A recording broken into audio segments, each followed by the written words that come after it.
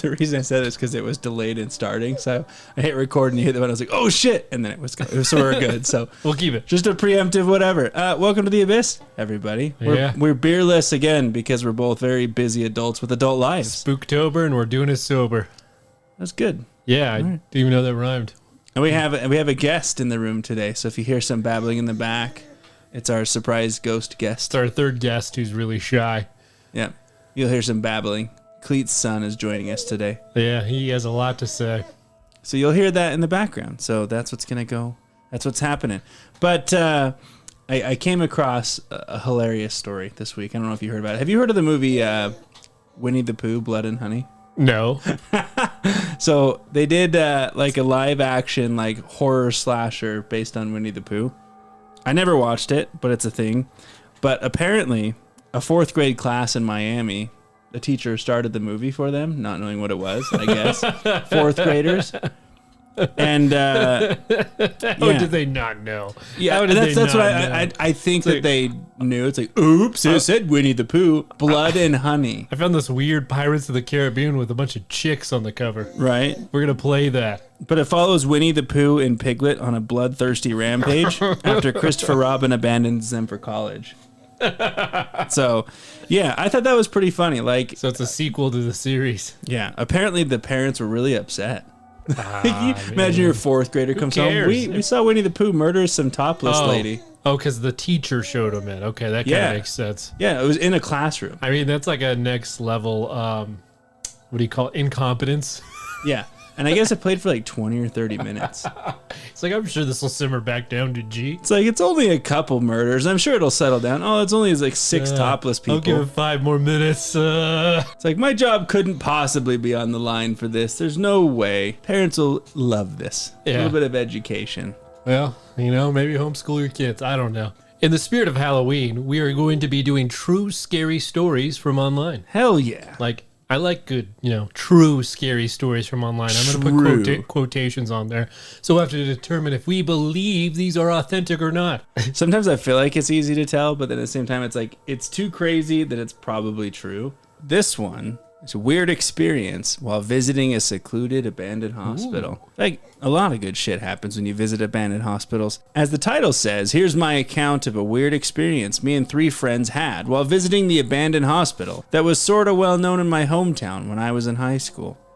To give a clearer context, the abandoned hospital was in the middle of an even bigger abandoned site, which was the old military neighborhood. The whole sector was abandoned for a while, but basically all the location buildings, which were all identical, were all really well boarded up.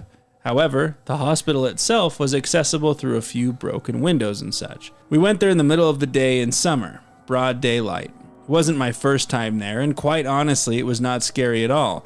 More like adventurous and really interesting to explore, or take pictures, etc. More like adventurous and really interesting to explore and take pictures, etc.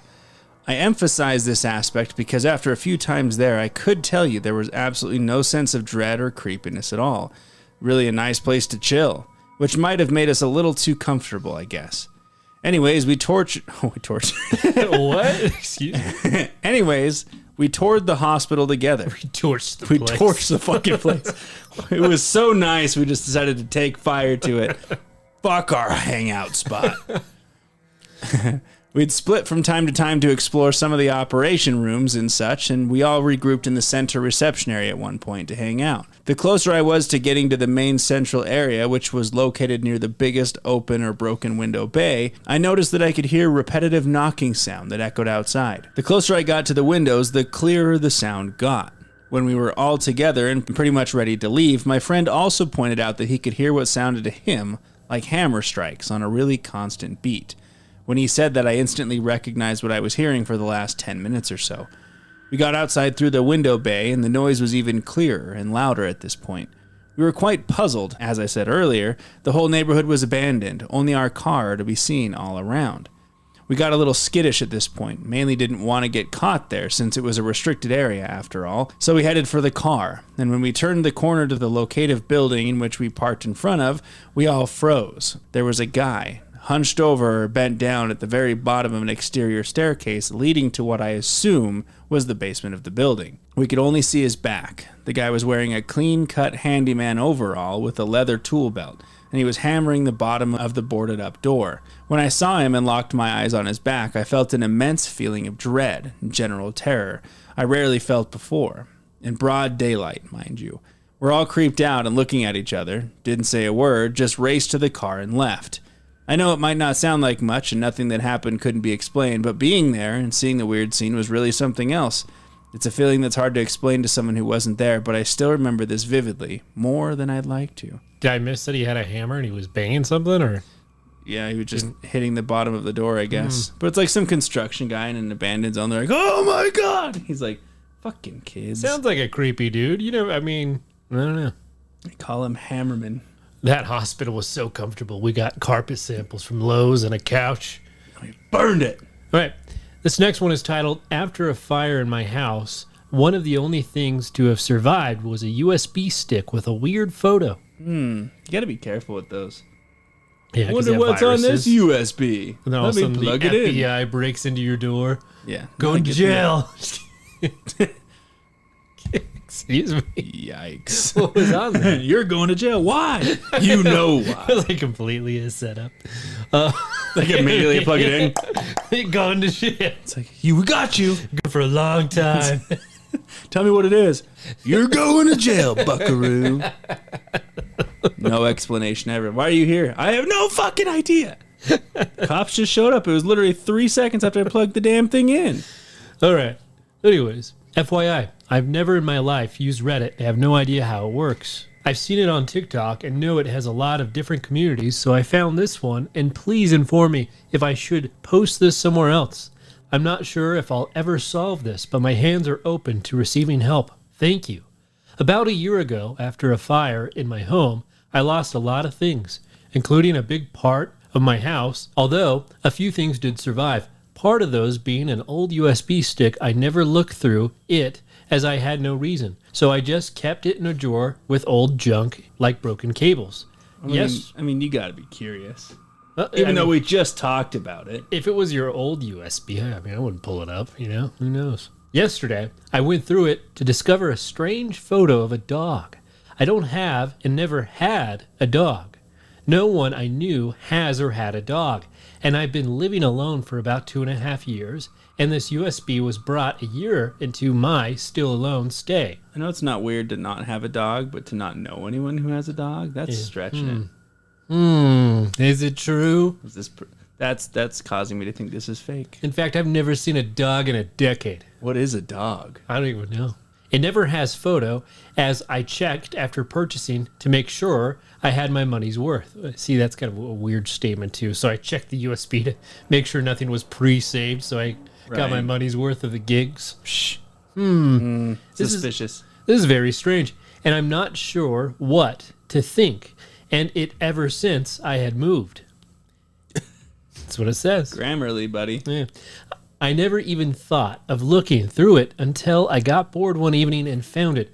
I gladly post it, but I can't post pictures here. Oh, you can, buddy. God. You can. Anyway, I think that's all the details. Maybe I'm not sure if something is missing, so please ask, as I'm glad that was a one-time thing. I'm beyond confused and someone who has never really believed in ghosts. So my question is, why would that be a ghost? Yeah. And it's like, I think I got everything, but if you have questions, ask. I got a lot of questions, but I don't think I'm going to ask That's them. probably a demon. A demon did it.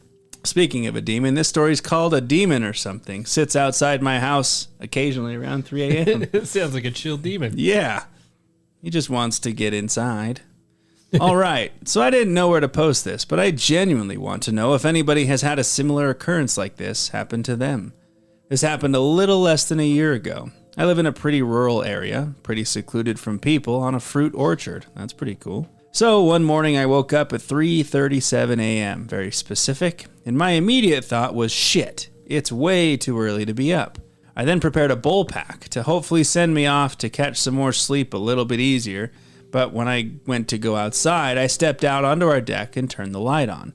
I swear on everything I love to this day, whatever I heard, scared the absolute shit out of me to the point where I locked every single window and door in the house, and I don't even have the will to smoke the bowl to calm my nerves. I see.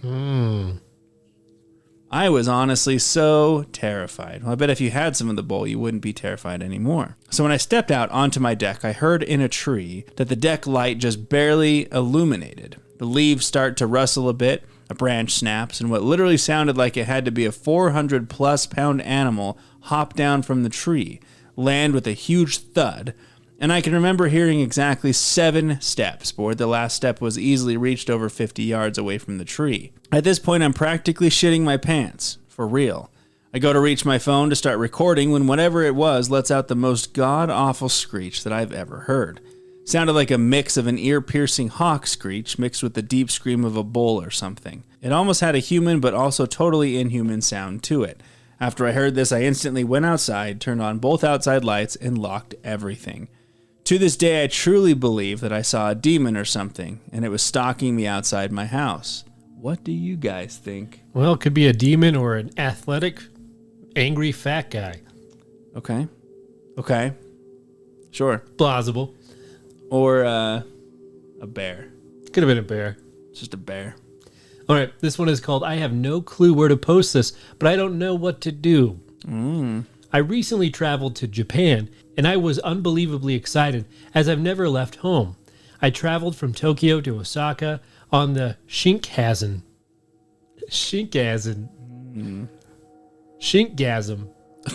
I think that's right. The bullet train. I told my girlfriend that I had literally never felt safer. You could walk around in literally any time of night and feel like it was 2 in the afternoon. I don't live in a dangerous area here at home, but would still never be walking around in the middle of the night by myself. So, when we got to Osaka, it was late, and we decided to check into a new hotel and then walk around this park by the river. Everything was fine and normal until my girlfriend went into a public restroom. Yeah, that's usually when the normalcy ends. It's all fine until you walk into a public restroom. 3 in the morning. Oh, Jesus Christ. When I walked a bit past the restroom to sit on the bench, I start hearing these awful, guttural noises. Okay, I think I know where this is going. I don't think it is going where we think it's going. Okay. But I will make you a bet, dude. I don't know. This guy was sweating. He was on the toilet with a bowl of chili. Oh. Sounding like I'd ever heard. I don't know. What I would imagine a raptor sobbing would sound like. It's what? A raptor sobbing? I don't know. Simultaneously, I heard what I swear to God was bone crunching. Oh. There's absolutely no other way to describe the noise. It sounded like a gator crunching down on a deer. We're getting a lot of very vivid explanations. Yeah. It was unnerving enough for me to turn around, and I swear to you, I witnessed what had to have been some kind of crime behind me. There were trays, but this thing was in front of them, not even in them. The person was literally dripping head to toe in some sort of viscous liquid. Okay. And I mean head to toe. Its limbs were contorted like they were broken, and it was hunched over a body or an animal or something, and I swear it was eating it. I am telling you, it looked like a human. It was 3 a.m., but this was a touristy park. It wasn't even that hidden. I froze, and it was dark, but I know it looked at me, and it moved its neck so fast, like a snap, and then he or she or whatever smiled. I sprinted into the women's... I sprinted into the women's restroom, grabbed my girlfriend, pulled her out and ran. Didn't look back. Nothing. I told people at the convenience store nearby, and maybe it was the language barrier. I have no idea. Basically, no response. They just ignore them. There's yeah, okay, get out of here, crazy. But I told a nearby security or cop I generally couldn't tell and brought them over there, and nothing. Gone. I have nobody to talk to about this, and everyone keeps telling me it was wildlife. Really? I don't know. But I know what I saw. That was not wildlife. Nothing moves like that. It was literally dripping. Someone, for the love of God, tell me what animal that could have possibly been. I left Osaka, but I'm tempted to go back just to check that area again. I'm terrified, but also don't want to spend the rest of my life worried like I'm crazy or terrified of something. what do I do? You'd never go into a public restroom again. Just lather yourself up with some chunky peanut butter, go out to that park and just lay down. Yeah. I guess let's go back with some friends, everyone holding something for self-defense, like a machete or a machine gun. A machine gun. That's quite the I escalation. think I'm going to hold back. We're going back to Osaka with a machine gun. Machine guns and machetes. What is this, Predator? Yeah. And a minigun? I'm going to take a grenade, too, just for good measure. God. All right, this one. No, I have the song, If You're Scared, Motherfucker, Go to Church play. You know? What? You know that song? I don't know that song. You don't know that song? No. If you're scared, motherfucker, go to church. Go to church. I never. You've never heard that no, song? Never. Really? Honestly, never heard that song. I didn't. I thought you were just fucking around. No, that's a song. Okay. I don't doubt that it's a song. Yeah, look it up on your way home. We can't do it because of copyright reasons, or I'd play it. All right. Do your work. Okay, this one's called Haunted CB Radio. This story just happened to me today at work, so I thought to post here as it was definitely freaky. I work in native land care management for a backstory, working in Australian bush mostly, doing long line spraying for non-native plants. For some jobs, that access is difficult. We will have one long line, up to 400 meters, that will need to be pulled up for hills, the person spraying at the end of the line. To communicate, we use handheld walkie-talkie radios, not just the run-of-the-mill cheapo ones, but professional series ones that have coded channels for security, etc. After radioing in to my boss to alert him that we have run out of line, I was met with a faint female voice whispering, "Angry," twice. Now, I work with two older men who do not play pranks, nor could even get their voice to sound remotely like that. Our radio's maximum distance is only 3 to 4 kilometers, and we're working off a fire track in native bushland, with houses being out of signal range.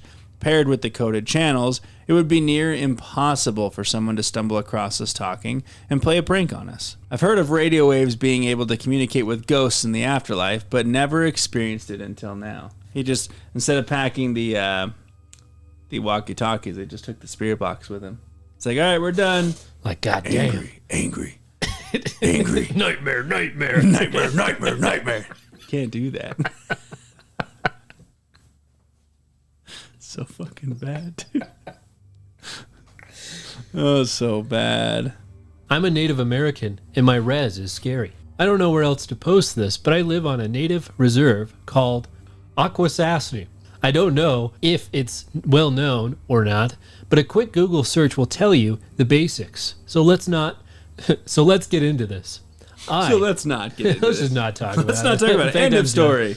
I-18F once went out on the boat with my father and his sister and her kids and their father and With my father and their father and their two sisters and my uncle and his father. And her kids and their father. Okay, hang on, I'll repeat it. I-18F once went out on the boat with my father and his sister and her kids and their father and in the St. Lawrence River. And there's, I guess you could call an urban legend around that area about the seaweed at the bottom of the river. It is said that bad men would get dragged under by these creatures that disguise themselves as the rest of the weeds. And while I was on this outing, I jumped in the river alone. I was like 7 to 10, and it wasn't uncommon for me to swim alone. And when I jumped, I remember looking down at the bottom of the river, and the weeds were about 50 or so feet below me, pretty far in the river. And as I swam back up to the surface of the water, I felt something grab my leg. And I looked down, and it was the weeds. One like strand just wrapped around my right ankle. And I remember the light fading away when I blacked out. And when I came to, my uncle was given... Oh, God. Oh, wait. And, okay. And when I came to, my uncle was giving... And when I came to, my uncle was giving me CPR while my father was crying in his sister's arms. He was scared of losing me, as we lost my older sister when I was 3. That's all I remember of that day. No one talks about the trauma here because it's considered to be all in our heads. Another time that didn't happen to me, it happened to one of my uncles. He was out on a sea-doo. That was a ski-doo. All right. He was out on a sea-doo in the rain, and he saw a literal giant-ass snakehead. Giant ass? Yeah. And he hit it, and this thing was impossibly huge. Bigger than a car huge. Oh, Jesus. Needless to say... Needless? Needles? Yeah. Needless. It says needles, dude. I know. Needless to say, I never swim alone anymore, and he don't go in the river in the rain. Needles to say. Needles. Bunch of needles. You're not going to read The Old House I Lived In Was Scary as Heck? No, the title pissed me off. Pissed it? I'm going to read it. Me. Go for it. Stupid is what it is. All right. Scary as heck. What are we, 12? Scary as heck. All right, this one's called I Work in a Haunted Pub. I want to go to a haunted pub. Yeah. I just want to go to a pub. A beer and a spook. A shot and a ghost. Bong and a blitz. Wine and a Smoking a bike. zombie. Yeah, you just give up. All right, Quit next. while you're ahead. All right, so I've been sitting on this for a year or so, but the longer I wait, the more shit happens. So I kind of just want to dump everything out, and you guys can bully me for being a pussy or give advice. Just a good dump. Goddamn pussy. That escalated very Jesus. quick. I mean, I'm going to put this out here so you guys can bully me, and I don't... Okay. Anyway, so I'm an apprentice chef. I started about a year and a half ago, and the job itself is a dream come true. My coworkers quickly become like family. The pub is the only good restaurant and bar in town, so I already knew most of the people there just from hanging around. Small town, you know how it is. The pub itself was one of the first buildings in town. I think the oldest parts are roughly 140 to 150 years old. That's a damn old town. So about 6 months into my apprenticeship, I start having really weird experiences. It started one day when the head chef was outside talking to a delivery driver. I was packing away bags of pasta in the dry store when I heard someone come in through the staff-only door that's connected to the gaming room or pokies room. I quickly check it out because it was relatively early in the morning, like 9-ish, which for whatever reason is prime time for the local crackheads to lose money on the slot machines and have a meltdown, accidentally walking into the kitchen. So I walk into the main kitchen room and lo and behold, nothing. The door's closed and still. Fuck it. I'm tired as shit. Probably imagined it. Go back to packing away pasta. Packing I feel like pasta. I feel like that's a euphemism. Yeah, just packing that pasta. Packing away the Pack pasta. it away. The door opens again and I walk out. No one there. Again. Whatever. Runts and Relier. What the fuck? Run to say it. Runts. Rinse and repeat 1 or 2 more times. And I hesser, Jesus Christ, boy, can you spell? Oh my God. Rinse and repeat 1 or 2 more times, and I hear my head chef walking in from the outside door. I knew it was the outside door because it makes this really noticeable squeak that drives me fucking mental. I asked him about something to do with the order, and he replies to me as I see him unlock the other door. The one I heard. The one I heard open and close 3 or 4 times. Keeping in mind there's only 2 doors to exit the kitchen, and each has their very distinct noises you associate with them. They sound nothing like a cool room or bathroom does. Fast forward a week or 2 and I get in half an hour early to make pizza bases. I'm standing in the middle of the room on a bench rolling out the dough, and I get this weird, cliche, icy feeling on the right side of my neck. That's called a stroke. I spin around to see what's causing it, and for the briefest of moments, I see a black, shadowy figure peeking around the corner to the dry store, maybe 2 meters behind me. All night long, every time I could glance over towards the dry store door, I would either see this apparition again, briefly, or shudder. This still happens from time to time, but it's different now because it's just kind of like white noise, but that initial night was freaky. A few honorable mentions are, my tuning knife disappeared the one and only time I've ever needed it, only to appear in my knife bag around 5 minutes after getting yelled at for losing it. Drinking a beer in the bar after my shift, and while mid-conversation everything just went completely silent for about 5 to 10 seconds. Multiple times yelling service and hearing a reply only to realize no waitresses are in the kitchen, smelling cigarettes in the cool room. The event that made me decide maybe this story was worth telling happened last night. So over the past month, one of the bars in the building got completely redone. It's all pink and floral compared to its beige and dark beige it had been previously. For anonymity's sake, I don't want to give away what they named the bar, but it's named after the guy who built the original pub. So last night, me and my mates were testing out this new bar, and a few drinks in, we start talking about the guy who built the pub.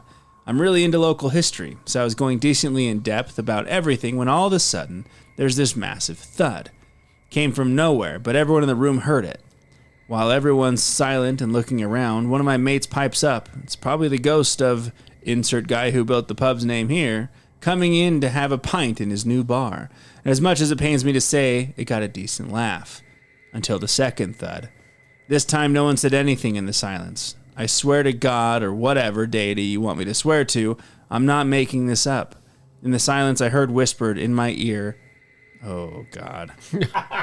Say, loser, I don't even know.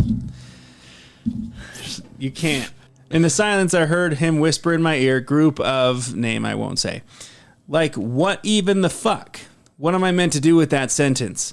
Anyways, that's all I've got off the top of my head. Feel free to ask questions, or if you need anything clarified. It's like a synonym of weird. Yeah. It's not a good word. All right. This one is called The Old House I Lived In Was Just Scary as Heck. So, Sorry. Already, huh? So, I used to live in a small town in Texas. The house I lived in when I was a kid was a rented home. Quite cheap, too. About $400 a month, give or take. I'd take that. We didn't know it, but bad things would happen in the house. I remember waking up in the middle of the night to a child with black eyes staring at me from my bedroom closet. You know, just regular, normal kid stuff. I'm just kidding. I added that last part. Swinging his legs back and forth as it sat among my VHSs. When it noticed that I was awake, it had smiled at me. I remember screaming and calling for my grandma. When the light turned on, it was gone. I refused to sleep in that room after that. The second room I lived in for a while had a door to the attic, and the door would always be open for some reason. One day my grandparents are not home, and I decided to close it off myself. I felt something grab my hair and try pulling me into the attic. Feral-like growls and other noises still haunt me to this day from it. I did escape because my grandparents came home and I was on the floor crying and bleeding. I never trusted tightly enclosed spaces in that house again. Because of those things, I remember being dragged from my bed at night when the grown-ups were away and waking up halfway off a California king-size bed, with bruises around my ankles and scratch marks on my arms. I also remember my cat fighting thin air one night when I was close to one of the closets, and weird-like screams from whatever my cat was fighting. I don't live there now, and the house is condemned, but some of my neighbors say that they see something in my old bedroom windows, black eyes and all, just staring out the window. Ooh. It's creepy as shit. Ooh. Stop it. Okay. This is called The Girl on the Dead Log. I'm not going to lie. At first, I thought it said The Girl on the Dead Dog. I was like, that's a little interesting. The Girl on the Dead Log. When I was in my early 20s, I used to jog through a massive cemetery called Hillside, just outside of Philly, when I came home from Temple U to visit my mom. I loved jogging through there because it was so quiet and peaceful, aside from the sounds of nature. One very late afternoon, or dusk, I was jogging through the main part of the cemetery, started to move along a small service road deeper in the cemetery, about half a mile long, that connects to another cemetery in an adjacent town called Ardsley Cemetery. There's roughly 100 yards of uncut grassland or weeds on both sides of the little road that leads to dense forests, with one side, on the left, leading to fenced-off railroad tracks surrounded by trees that run through the area. As I approached midpoint, I noticed a teen-ish girl sitting on a massive dead log, stripped of bark to the left that must have been dragged out somewhere close to the road after falling in the woods. She was distinctly wearing 70s clothes, a retro fad in the early 90s, with massive bell-bottoms, scruffy white blouse, greasy, sandy blonde hair parted in the middle, and leather sandals. You think time traveler? Dead girl? Just some creepy chick or dude. Dude chick? Yeah. She didn't face me as I approached, just kept her head facing the dark woods across the other side of the road. But I know she must have heard me hitting the pavement as I approached. So now we are the only people on this road. Little service road with no one in front or behind me as I pass between the two cemeteries. As I approached her and crossed her line of sight, she quickly shifted her eyes toward me as I said hi, and I was shocked, stunned, blasted by the weirdness of her face with larger than normal eyes, tiny nose, thin, small mouth, and whiteness of her skin. And her eyes. They were white blue, like a Siberian husky, with massive dark rings around the irises. She said nothing back, just stared at me, expressionless, as I stumbled past. I say stumbled because I immediately felt this force hit my perception when we locked eyes, which made everything super detailed, like when you're tripping, and surreal. I could no longer hear the sound of my own shoes hitting the pavement anymore for those endless seconds, just deafness. No sounds, not even the crickets. Time seemed to slow down as if I was jogging in slow motion. Disoriented as I was, I continued along the road, past her, toward the other cemetery for about 5 or 7 seconds when my curiosity got the better of me. So I turned around to jog back, but she was completely gone. Nothing there but this huge, dead log. I checked all around it. Nothing. Now I know the area quite well, and there's absolutely no way she could have left my line of sight unless she sprinted the 100 yards to the woods in less than 7 seconds. Impossible. Especially in her clothes. I scanned the tree lines and nothing, just darkening woods as the sun fell below the tree line, but a feeling I was being watched. Again, no sound of crickets, hairs on my neck and arms standing on end despite heavy sweating from the run. I think I did a 7-minute mile out there, all the way home before the sun completely dropped. It gives me the chills every time I think about that face and those piercing eyes. Suffice it to say, I never felt the urge to jog through there again. All that was left was a steamy log. All right, this one is The Lady in Pink. This story may be nothing compared to other stories on this Reddit, but to me, I was petrified when this happened. This took place in Wilmington, North Carolina, when I was probably around 9 or 10. My sister had been in a relationship for a few years and married to my now brother-in-law, Bill. My brother-in-law is an ex-Marine and had gotten out of the Corps and decided civilian life wasn't for him, so he re-enlisted in the Army. During his years of civilian life, they had started renting a duplex in a cul-de-sac. I was over there every other weekend to either help my sister distract my nephews, like the good uncle I was, while my sister worked or staying over for the weekend. But whenever I was there, I never saw this lady in her neighborhood. But back to the story. My brother-in-law had re-enlisted and was getting ready to be shipped off to MOS training. And of course, they were moving in with me and my parents. So a month or so after they moved in with us, she wasn't getting her mail sent to our house. So while we were getting lunch one day and we were going by the neighborhood and just decided to drop in to retrieve her mail. And after she did, she called the postal office to remind them about the address change and all that. But then someone approached the front passenger side door while I was watching YouTube and knocked on the window. I obviously got scared and saw an old lady in a pink jacket and wearing a straw hat. Good old straw hats. Excuse me. Kind of like those ones you see in Walmart. Super specific. Super specific. And keep in mind, this was in the middle of summer on the coast, so it was hotter than balls out there. Balls are hot. Yeah, they get sweaty too. So why was she wearing a jacket? My sister rolled down the window and the lady asked why she was grabbing the mail, and my sister explained that she was the former resident and all that, and they engaged in a 15-minute conversation. And during the entire conversation, I felt uncomfortable, like something about her was just off. My eldest nephew was in the car seat, sat behind me, and the lady looked at me and my nephew and began talking about how we looked so alike and look like her grandkids, and how she takes her grandkids on vacation every year, and how she bought her hat from the Bahamas. And again, it looked like a Walmart brand straw hat. And she even asked if I'd like to be her grandkid, which creeped me out even more. And my sister at this point was uncomfortable as well, and made an excuse for us to get going. And the lady would walk off before my sister rolled up the windows and got to the middle of the cul-de-sac before she saw the lady sprinting at us. What the hell? My sister said that she was holding something, but I never asked what it was. My sister, of course, burnt rubber and raced out of the neighborhood, and she never did call law enforcement for that. I'm pretty sure she doesn't remember it. The only reason I remember it is because her face, when she had come up to my window, scared me, and I was reading scary stories, and remember, I had one of my own. I don't know if this lady had any intentions of taking me and my nephew or killing us, but I never want to find out what she wanted to do. I no longer live in Wilmington anymore, but I'm sure I will never go back to that neighborhood again. Scared of some old lady, huh? I mean, hey, they can be freaky. All you got to do Have you ever is... seen Drag Me to Hell? Yes. Yeah, I have seen that one. Yeah, it's freaky. She got dragged to hell. Yeah. All right, I picked it. It's short, but I love the title. The Person Outside Need Help. This had just happened within the hour, and I need some advice on what should come of it and what to do.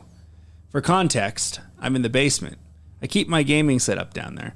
I'm playing the new game that I got, not really important, when my brother's fiance calls me from upstairs. She sounded a little scared and asked me to come up real quick. I ask her why. She's watching TV with her daughter, who's my niece, when she looked out the window. There was a man she had never seen before, just looking at her from over the porch railing. Oh, Jesus. The railing is like 10 feet from the sidewalk. He had to physically walk up to see her. He ran off as soon as she saw him, and that's when she called me. I armed up with a heavy wrench and this wooden walking stick and headed outside. I searched all around our property, but I didn't see anything. After about 5 minutes, I decided to stop being the hero and go inside. That's when I heard, "Hello." It scared the shit out of me. I looked around and couldn't see anybody. I don't believe in ghosts, and neither does she. I'm convinced it was a person. Any ideas on what the hell this man was doing? Could have been Adele. Hello, it's me. All right, this one is called The Hat Man. The Hat Man. I think a skinwalker was impersonating my Grammy. God damn it. I'll This find is the another next one. one, bro. Like, it's just what I'll find another one. Hi, I'm... Damn it. You fucker. Hi, I'm Jenny, and I'm 15. Hi, Jenny. What a way to start. Hi, I'm Jenny, and I'm 15. Welcome to my Grammy, who's a skinwalker. My dad's mom, Emily Lauren, full name and everything. Address, social security card, favorite color, date of birth. My dad's mom, Emily, who I call Grammy, is my favorite grandma. I stayed at her house a lot, and so does my little sister Rose. When I turned 12, my mom started allowing me to stay home alone, which was basically so I could stay and watch Rose while an adult was gone. Around a year ago in May, my Grammy went to refill her arthritis meds and grab some groceries. It was Memorial Day, which is a huge family holiday to us since my Grampy, 1927 to 2019, was a World War II veteran. My cousins were all there: Aiden, Lola, Renee, Zoe, Anna, Carson, and Jimmy. Jeez, Louise is this family. And so was Rose. Everyone's parents were gone, doing who knows what all together. What are the parents' names? Yeah, I want to know them all. They were all in just one room, giggling. I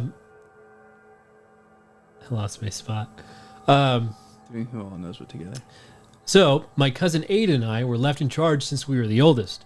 In basement of Grammy's house, there's a room with sleeping bags and a set of bunk beds where me and my cousins stay when we have sleepovers at Grammy's. This is starting to sound a little creepy. I was watching YouTube shorts on my phone while the younger kids played.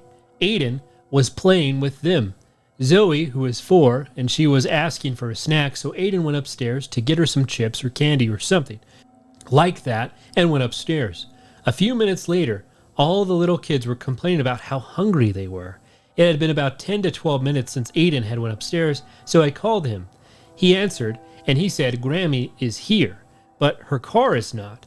I told Rose to watch them and stay right there because she is the oldest out of the little kids, and I ran upstairs literally as fast as I could.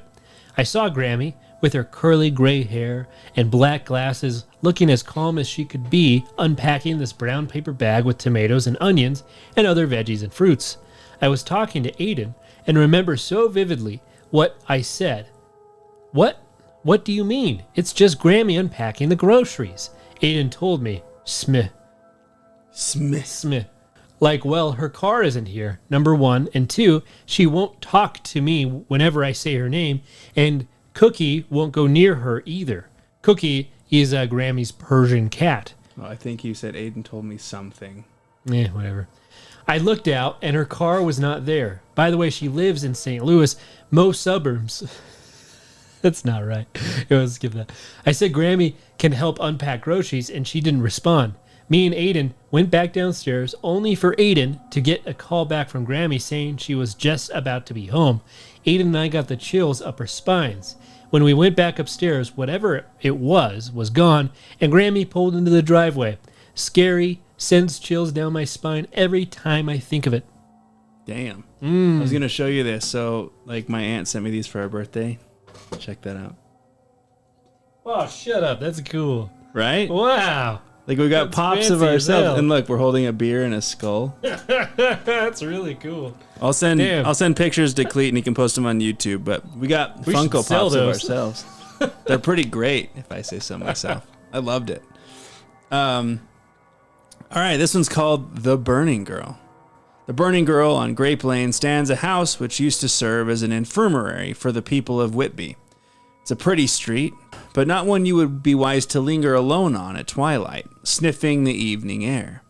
In 1917, a local girl by the name of Mary Clark was sent to the local baker with her father's dinner. It was normal in those days to send food to the bakers during the summer to save fuel. The girl was well known in the town for her bonny appearance and her long golden hair, which she brushed morning and evening 100 times, dabbing in a drop of Dr. Firth's patent hair oil until it shone like burnished gold. The baker, being busy, told the girl to put the food into the oven herself. To his horror, he saw a lock of her hair fall into the flames. In an instant, her whole head was engulfed in flames. In a panic, she ran out of the shop, the wind fanning the flames, and in seconds her clothes were burning fiercely. The baker, too, ran from the shop, but could not catch the girl before she had been horrendously burnt. He managed to beat out the flames, then walk her on to the hospital, which stood on Grape Lane. With each step, lumps of her burnt skin dropped off, providing a tasty snack for the dogs of the town. Jesus Christ. Who apparently followed the rich cooking smell. Flocking around Mary and wagging their tails, howling, within an hour the poor girl died, apparently only worried about the state of her hair. Occasionally, in the evening, the ghost of Mary Clark appears on Grape Lane. At first, a flame appears floating in the air. Then the figure of the girl is seen, along with the sound of crackling flames and howling of the hungry dogs. For a second, Mary will look into your eyes and smile at you. God damn it. And smile at you before disappearing, leaving a nauseous smell of burning smelling behind her.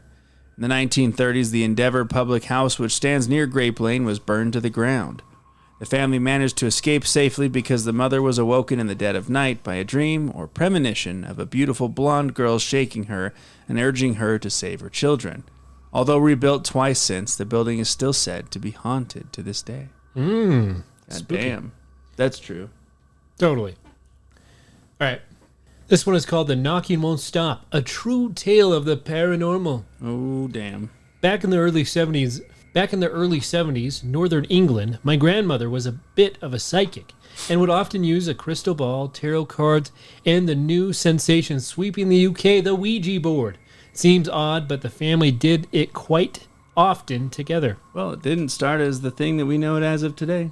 It's like a genuine talk to your family from beyond. Ooh. A young relative I never knew or met had taken quite a fall off a church wall and had deteriorated in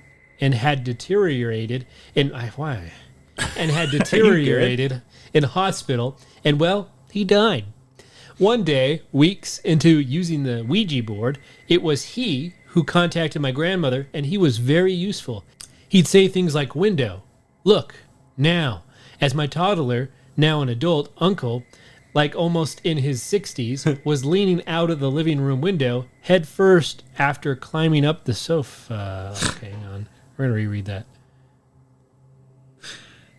So poorly written. I know. All of these what are is- so bad. I get confused. I'm like, I'll just power through it and it just gets more and more It just gets complicated. worse. Window, now, uncle, baby, grandpa, ribbing, what? And he was very useful. He'd say things like, window, look, now, as my toddler, now an adult, uncle, like almost in his 60s, was leaning out the living room window headfirst after climbing out from the sofa. So bad. Acting quickly, he grabbed the baby by his legs and pulled him to safety. I don't know what was going on in that sentence. But my granddad, who had no psychic powers but pretended to have some, was a horse racing man. What are you reading? Oh my God. This thing just gets worse and worse. I'm like, okay, we're beyond the What does this have to do nonsense with the Ouija board? That's a horse racing man.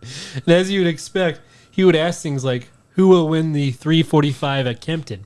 The number horse was always spot on, unless money was placed, and it would, for whatever reason, fall or finish nowhere. What? So the horse just vanishes? The board couldn't be used for any financial gain. Understand and grasp, no chance, no way. That's it. We're going to end the story there. That's the end. What a story. We're done. All right. Give that guy the Pulitzer. All right, so that's going to wrap us up as we get closer and closer to Halloween, everybody. Please send us your scary stories if you have any. We would love to talk about them on the show, and obviously keep your suggestions coming through. I think next week we will do a viewer submission because we got a few lining up.